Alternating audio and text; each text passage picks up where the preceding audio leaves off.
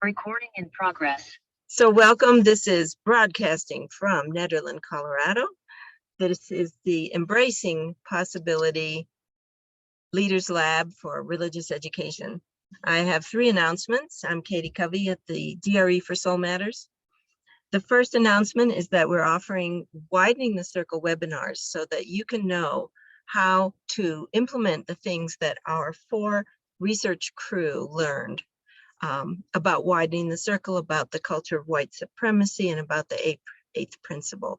They worked with me this summer and came up with the resources that are going into the packets. So if you'd like to know, and they put it this way, they say all these questions that you were afraid to ask, come on board. The link is on our webinars and trainings webpage at soulmatterssharingcircle.com.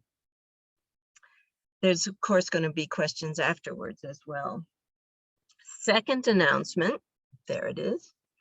I want to just thank our youth group packet research crew, Thomas, who's in Cornwall, UK. So we've got a nice collaboration going with the Brits, and Jacoby in Michigan, who's a DRE and a assistant to the dean there at the college, and he's 19. So both these two young men are helping me with the youth packet. Third and last announcement is the continuation of our collaboration with Leah Morris. And Leah Morris, we'll get these people admitted. There we go.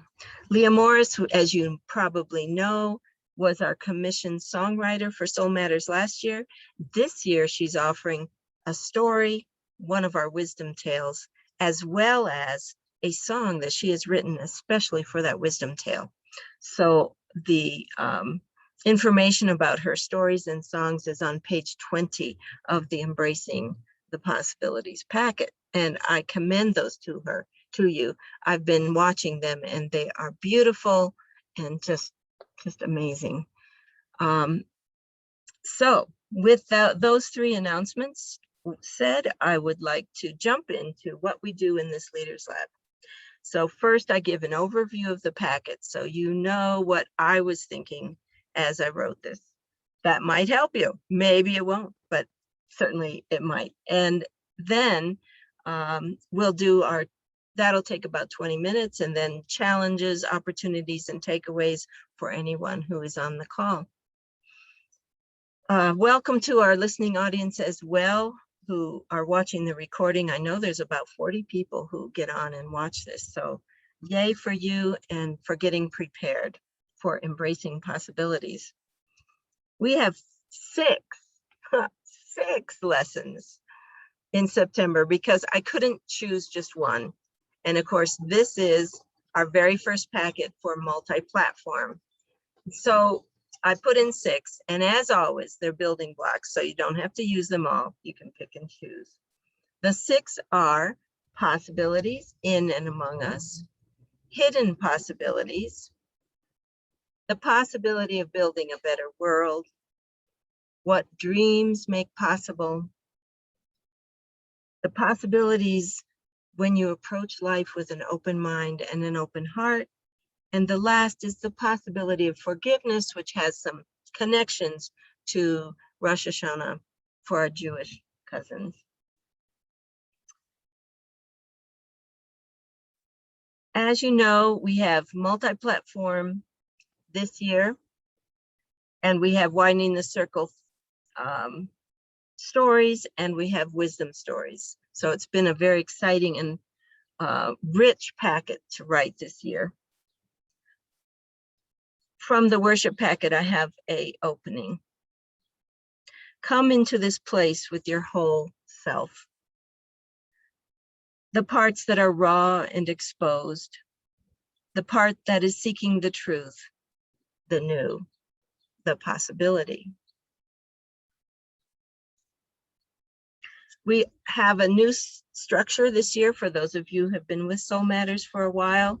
We have a Light It, which is the chalice lighting. Introduce It, which is the Wonder Box. We have the Tell It and Talk About It, which is the story. And then we have an Explore It. And in Explore It, I'll have several activities, meditations, games, crafts that engage the children in exploring the session more experientially. So the first one, the wisdom story, is the Messiah is among us. And that is for the possibilities in and among us. That's a story that I would love every child to know. The Messiah is among you. And it's ways they can dig deeper and to find directly what is in each of us. One of the things I like to suggest in the next lesson is to do some kind of sharing of plants and flowers. The story is Rue and the Great Race. This is a very interesting sci-fi for children, picture book sci-fi, where Rue is living in a world where there are no more flowers, except for this one little flower that they're raffling off. And the grandmother really would like it because she can remember flowers. The story goes that all the children run a race and the flower gets trampled, but Rue has the presence of mind to know the hidden possibilities of a seed, and she brings home seeds home. And then the grandmother grows them and shares them with everyone. So for me, I would ask the congregation, who has baby spider plants? Who has baby pieces of jade that you could share with each other for hidden possibilities? The third session is based on the book Say Something by one of my favorite authors, Peter Reynolds. It's the possibility of building a better world. We can help others believe that the world is full of possibilities. The read aloud YouTube video is a delightful read aloud by Peter Reynolds himself, the author. This is something that the Widening the Circle research team found. And our suggestion is to do stations so that the theme of the book is how many ways there are to say something. You might say something with a hug of a friend. You might say something with a poster. You might say something with a song. But what fun it would be to have different stations for the children themselves to try this out. All these different multiple intelligences, ways of saying something. The second little suggestion I wanted to lift up is that how nice it would be to invite a guest who can tell the children what the congregation is saying something about. So what stands your congregations have been making? What kinds of things have they been helping to do in the community? I just thought I'd lift that up. Number 4, session 4, is about butterflies. I happen to bring my friend, the monarch butterfly, and this is a beautiful book by Yuya Morales. And she writes based on her experience as an immigrant, a refugee who came up from Mexico with her baby. And so obviously I'm going to make connections to monarch butterflies. And this is another Widening the Circle book. And what they suggested was all kinds of drawing, because the artwork in this picture book is just beautiful. They have the special dot that goes around each page, just like a monarch butterfly. And for the older children, there's an intersection with the dreamers. The book is called Dreamers. So the BACA dreamers can be an introduction to them. The 5th session is engaging possibilities with an open mind and an open heart. I do the Wonder Box with a rubber band because an open mind and an open heart has to do with flexibility. I also put in the idea of inviting someone who is flexible. I'm sure we all have contortion artists in our congregation, right? how about someone with yoga? How about someone who does Pilates? How about someone who can do a back bend?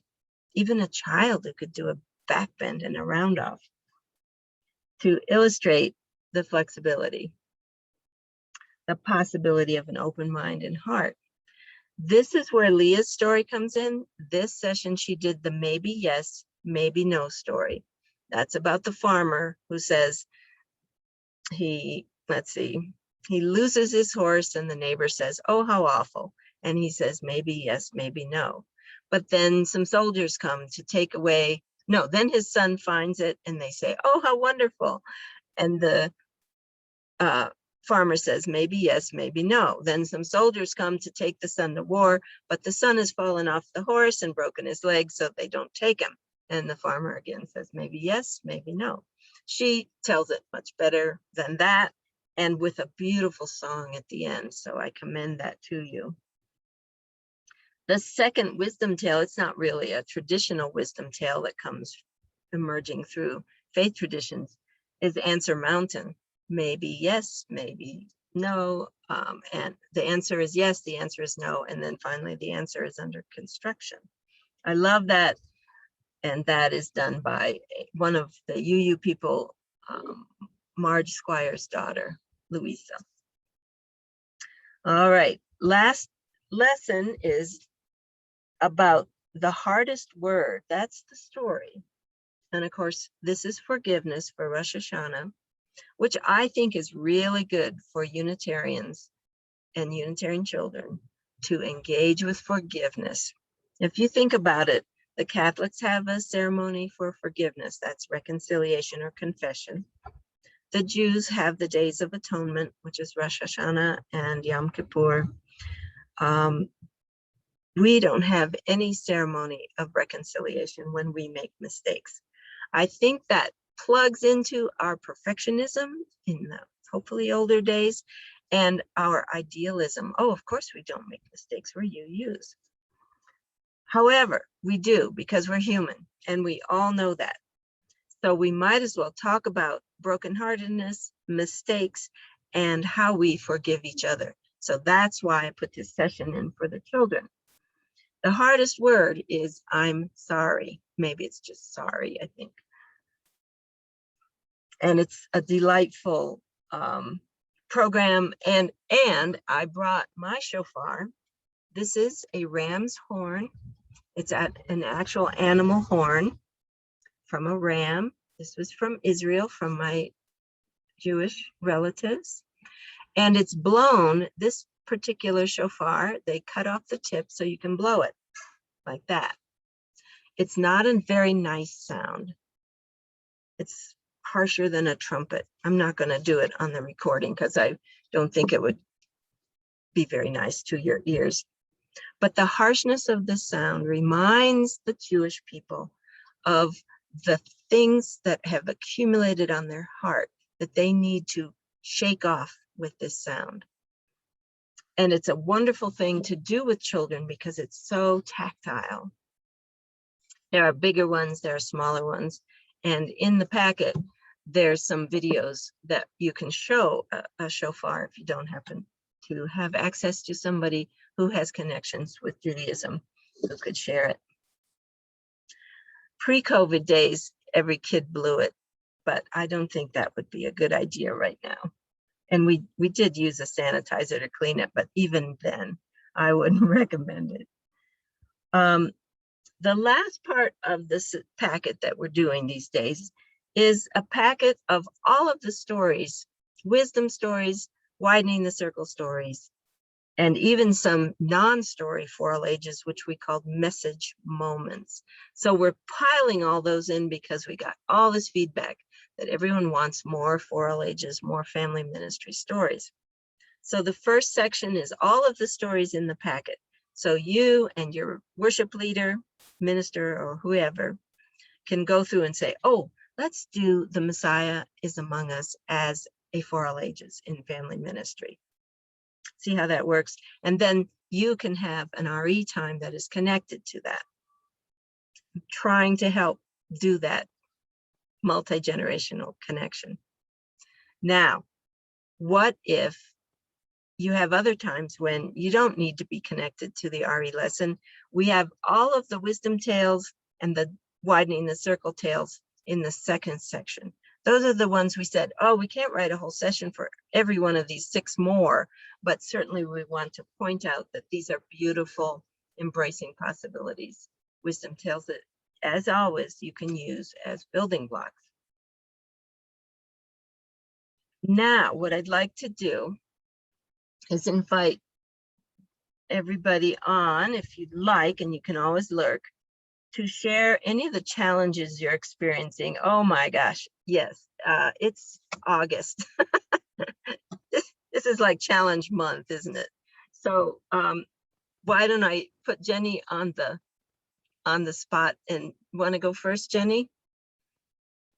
And we'll do a minute. Oh, and Sam, would you mind doing it this time? As always, she's such an expert. Let's do a minute because there's not that many of us on. Challenges. I'm going to have to pass right now because I think it's obvious. It's COVID. It's August. I'm sorry. No problem. You know what? I think everyone's going to be nodding their heads for that. Yeah. All right, Sam. And I'll do yours. Thank you. Yeah, it's there's a lot more planning going on than a typical summer because you're planning for the what ifs. You know, are we going to be back in person? Are we staying virtual? Are we doing, you know, how the multi-platform that we're planning for, how is that going to come together, and planning for the potential what ifs of, you know, if this works, if this doesn't work, and what are the backups, and convincing everyone that this is going to be really good. And sometimes you're kind of convincing yourself too. Yeah, this has been the most challenging summer. Yes, exactly, Katie. This is to be good. This is going to be good enough. Yeah. And yeah, the whole perfection thing, I am so loving that we have a lesson around that, because working with some wonderful, well-meaning people over this summer in the planning stages and preparatory stages, but it's not good enough and it's not perfect. And what if this fails? If it fails, then we learned that doesn't work and we try again and it'll be okay. Yes. That's where I'm at. Totally. And Katie Cartman is here, but she has also said that she's just listening in, and that's fine. But Katie, please feel free to unmute and make any other comments. She put in the chat box so everyone knows, quote, this is going to be good enough, capital G, capital E, good enough. And yeah, thank you. That's the wisdom. If you know, okay, we're done with this webinar, because that's the wisdom for this time. Okay, challenges. These huge challenges, and of course, the idea of making the flow chart of what if you've ever done that, that's what we're doing over and over. And Scott and I are doing this too, because we're trying to meet the needs of multi-platform and not really knowing what it's going to look like. Yeah, Jenny. So gave me a second. Along those lines, I think the biggest challenge right at the moment is that not only personally, but in dealing with I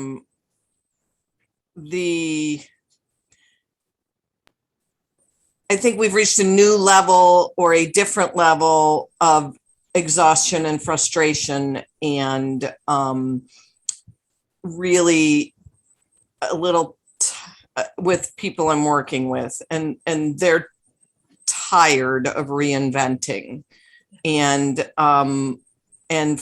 so the challenges of getting unpaid people working with you is, I feeling it's even more difficult now than it was last fall. Last fall, it was, yeah, we can do this. We can get through it. This fall, there is a lot more exhaustion and frustration and confusion. So it's very difficult. It's a very big challenge. Yes, good point. And welcome, Liz. We're doing challenges, takeaways, and challenges, opportunities, and takeaways at this point. I'll give you a little second, but if you want to talk a little bit about your challenges, that would be wonderful. I also want to let you know about what we're envisioning here at Soul Matters for multi-platform. So I just did the Crossing Paths orientation. And I want to bring this into this webinar too. Some of us will be totally online. Some of us will be in person, although now as Delta variants is coming in, we're like, oh no, now what? And so maybe that's not going to be a possibility until December. And some of us may be able to do a little bit of both. Some of these 13-year-olds may come in vaccinated, you know, we just don't know. So Scott and I are imagining multi-platform right now in the little bit of both model, which could be called hybrid. What about just sticking a laptop on a chair open so that somebody who is nervous about coming in or just has been at soccer practice all day yesterday and just needs to sit in their jammies, they can zoom in still. And yet maybe you still have a circle of kids, you know, like you said, we don't know, but if we can have a little bit of in-person, that's a possibility.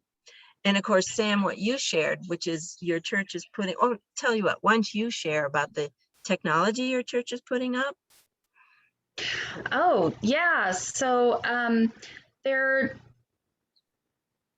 creating a multi-platform system that's worship, of course, screens and cameras being put in, and the sanctuary being reconfigured for the best placement for those who are watching virtually, as well as safety of those in person. Each of our classrooms is and conference areas, meeting spots are being configured with television screens and cameras, and I believe laptops are also going in so that everyone will have access, whether it's in person or virtual, but virtually everything that we're doing is being created for that multi-platform setup, which we're very grateful that it's happening because we've been very fortunate to receive more than one grant to make that happen. And it's very exciting and a little intimidating, but it's really exciting that we'll be able to be open to so many people and be as flexible as possible. I think that's fantastic. And I wanted you to share that because I'm thinking that's the future, you know, right there. Liz, did you have a chance to think about any of these huge challenges you might be facing this month? My challenge really is to reconnect right now with my colleagues. This is a perfect platform for that. So thank you for your leadership and your guidance with the online classroom and the combination of out in the world and together and in person. So, you know, I'm here to listen. I'm here to find inspiration and affirmation to all that people are experiencing. So that's where I'm at. Nice. Well, welcome. We're glad you're with us. Very glad. And we're with really 40 people because that's about how many people get on that YouTube channel and watch this. So wonderful. I hope everyone's like out in some beautiful place and they're going to come back to work and they're going to listen to this and say, oh, thank God. So I wanted also to share Sam's comment in the chat box with our listening people that it's challenges decision fatigue, paired with lack of control. Oh yeah. Oh my gosh. Yeah. Yeah. And you know, the schools are going through this too. With the increase in children getting Delta variant and being hospitalized, I'm sure they thought, oh, we're all going to be in person. And now the school teachers are like, uh-oh, what are we going to do? So I feel for them as well. Well, yes, we have challenges. We also have opportunities. And I like to do the challenges first, and we come and our hearts get heavier and heavier, and we're like, oh, we're never going to do this. I have to tell you, when I worked for those 30 years, every August, I said to myself, I can't pull this off. I don't think I'll pull this off. Getting 75 volunteers, getting, you know, I ran a big program and a little program. So I just want to name that was just part of August anyway. For me, I can't pull this off. I'm never going to do this. I don't know, you know, what do you do with junior highs? So, and then we have COVID and everything else. So, okay, now what are the silver linings of this? What are the opportunities we have with this situation? Personally, I feel the silver lining is the sister I was estranged from for so many years. We're talking to each other. Hey, let's go on a walk together. You know, she's in California. Let's go on a walk together and just chat. It's just really even, what a gift. So that was my silver lining. We have program silver linings too, but please feel free to share. And as I've been chatting, let's see, Jenny, would you like to share an opportunity?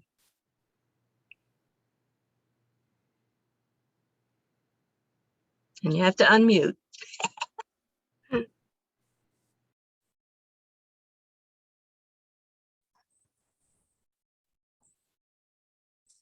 An opportunity that is happening right now for me is that not only, well, so we have a new minister. Our building is entirely under renovation, the whole thing, and it will be done someday. And I've only been there a year, so I'm still, given the circumstances, I'm new to most people. So when all of the stars align and we are able, we are really truly able to take advantage of so many. I'm hoping we're able to take advantage of the opportunities that our new worldview has given us, because we can we have so many different pieces that are falling in, you know that game Connects what is it, Connect, where you drop the little things down the slides and you try and line them up. And Sam's lifting her smartphone up, just so you know. Okay. So anyways, I think we have those opportunities, and to create new things, because we have so many new things. Yes. Thank you. And Sam, next. Would you like to do it, and I'll do it for you? Sure. So we've been, my minister and I have decided to take this opportunity, being out of the buildings for so long, to reconfigure the RE program. Scheduling, what does it look like? What are the needs we're meeting? And we're both excited about what we're doing. We're the groups, the various classes were spread out over 2 services, which was really hard on our families with multiple children, and they're being moved to the middle hour, which I'm really excited at providing, which also provides more space for families in worship. And we're adding to our sanctuary to make worship more family friendly. We've built up an outdoor space for our younger ones. We've created an overflow space for families during worship. So it's been flexibility. Flexibility is the name of the game. And how do we meet all of these different needs, or as many of them as possible, so that we can make the space as open as possible. So I'm excited, and the feedback coming back from the families who have been getting this information are like, this is exciting. I like where this is going, and so yeah, I'm excited to see how this goes over the next year and how it grows, and yeah, opportunities of flexibility. Yes. Great. Thank you, Sam. And Liz, an opportunity. Yeah, one of the opportunities that had flourished this past year was working with our young adults and our youth and doing some poems and some music recordings. And so then we have these recordings that we can use in different services. And, I think that sense of young adults who are out in the world, different places anyway, whether they're away from home with college or whether they're just living outside their family home, we're able to see them and hear them again. And so they have a great impact on our congregation as far as, it just hits the heart. And I think that is a service, a worshipful spiritual connection that we kind of stumbled on, trying to figure out how do we do, worship connection within those people that we care about and we have been worried about. So people who have been in our RE programs who have grown up through our church, we were able to reconnect with and minister and give compassionate calls to. So it was good. Oh, awesome. Liz, that's so beautiful. It reminds me of the work I'm doing with Thomas and Jacoby, the two young adults who are working with Youth Packet. I mean, the fact that I can talk with Thomas, who's in Cornwall, England, and he's the founder of something they call the Bad Coffee Club. And he's been able to connect all these youth in the UK where there's tiny, tiny churches over there by Zoom. And so they have this Bad Coffee Club, which sounds wonderful. And they do a quick check-in, they play some games and talk about things. I was like, hey, when COVID is over, inshallah, maybe we can do an exchange. Wouldn't it be fun to send some high schoolers to the UK? And he's like, yeah, I know a place we could go and all this stuff. So we're embracing possibilities. And there's a reason why that became the theme for September, is because we all are trying to figure out what's going to happen. And we're going to have to embrace it. Isn't that our only choice? Let's do takeaways. So I sort of started by saying that, reminding us that you can connect these young adults or people who are away from the congregation is wonderful. That's my takeaway. Jenny, do you have a takeaway?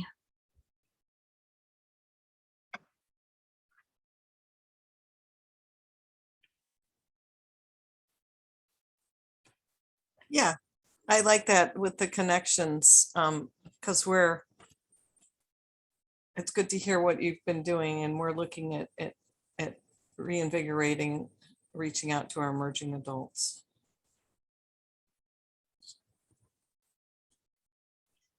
All right. Jenny, that was short and sweet. Thank you. And Sam. Yeah, similar thought as Jenny is finding opportunities for our emerging adults, for our young adults to feel like it's their congregation too, and that they belong here, that this, this is for them. It's not just about us. It's for everyone. It's for all of us. As well as connections with other congregations. The cluster I'm a part of has been doing some work together over the summer, and it went really well. And those of us who are religious educators that were involved were really excited about working together. So finding those opportunities in the future for us to be together and maybe be in person someday, that would be really exciting. Nice, thanks, Sam. And Liz, would you share your takeaways? So a takeaway from today is just being able to hear everybody's stories. And I think that story sharing and exchange is very critical. It's very important because it allows people to be honest and face what's really happening, and also it's affirming across the board to other people who are hearing it. So I really appreciate hearing about the struggles and challenges as well as opportunities, because it's not all rosy, and I like to be optimistic, but I like being able to be realistic as well. So that's my takeaway is gratitude. Thank you for being here and sharing. Wonderful. Well, and you brought a lot with that young adult idea. Thank you. The last thing I'd like to share is the opportunities that emerged when we found out that people doing crossing paths could invite me and Scott to the service remotely to be a part of that service. And in addition, we had aunts and uncles, and we had people who were former members, from different states. I've heard of that also happening for some of the adult classes on Zoom. People from Massachusetts find this adult class in Indiana and they take it. So be fascinating to see where we're going to go with this. If we can just, if we can just not get so fatigued, isn't that the truth?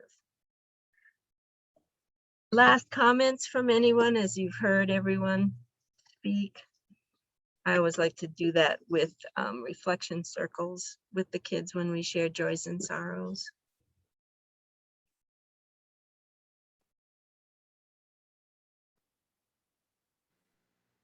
If everyone, oh yes, good. Yeah, I don't know if this fits what you're asking, but one of my quests is to really kind of revisit the family ministry model and try to help people connect with like families or kids who connect, or teens and kids, just have some kind of warehouse that people can find each other. And I am really hoping to plant some seeds in that way to, like, how can we help each other still be safe outside, but do activities or social actions that are meaningful, that bring connection with people in our faith organization, or connect others in the wider community with things that need to be done, and with joy, and also just support. So that's kind of what my quest is. Yes, and certainly my awareness is that one of the best ways to fight off despair is to work for action, isn't it? To do something for justice. Yes. Thank you for that, Liz. So here's the closing. Holding reality and possibility together is holy. Hope-filled work.